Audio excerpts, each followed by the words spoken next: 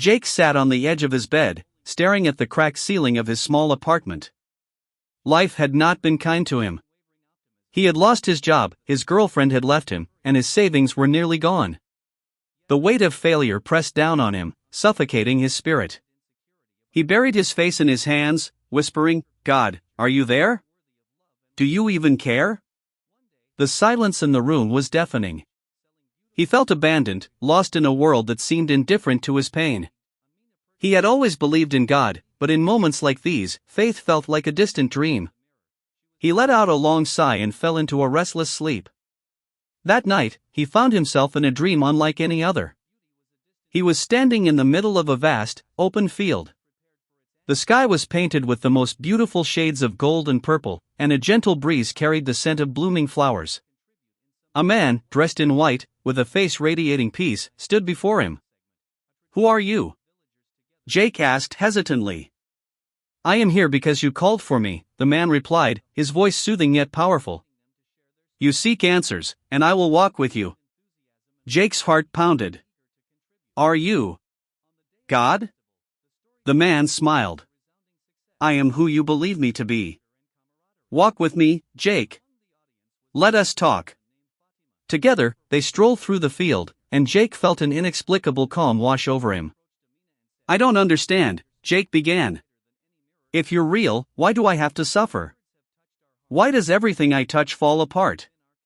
I've tried, I've prayed, but nothing changes."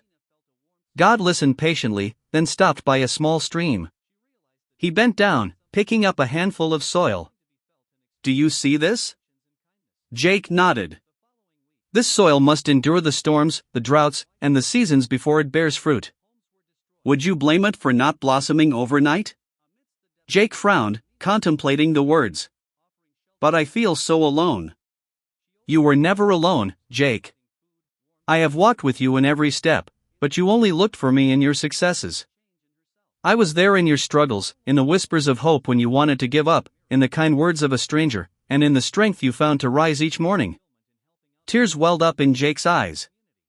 "Then why didn't you stop my pain?" God reached out, gently placing a hand on Jake's shoulder.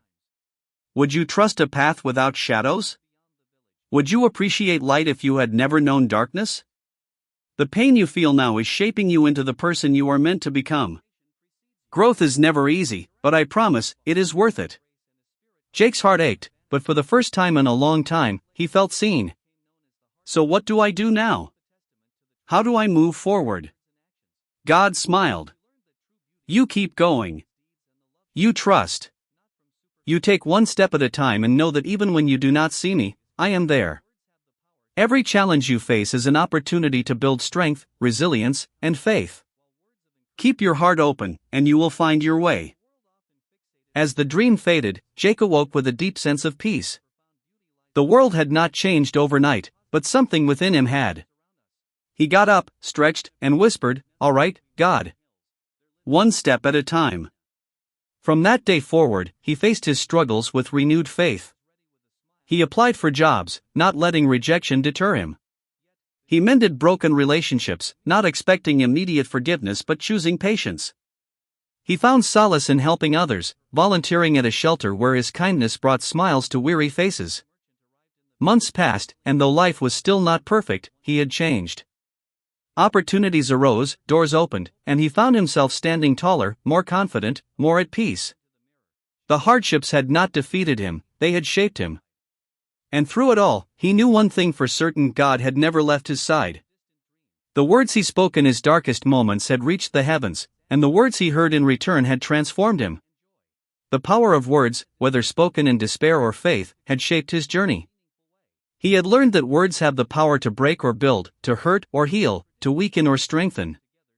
And with that knowledge, he chose to speak life, hope, and gratitude into his future.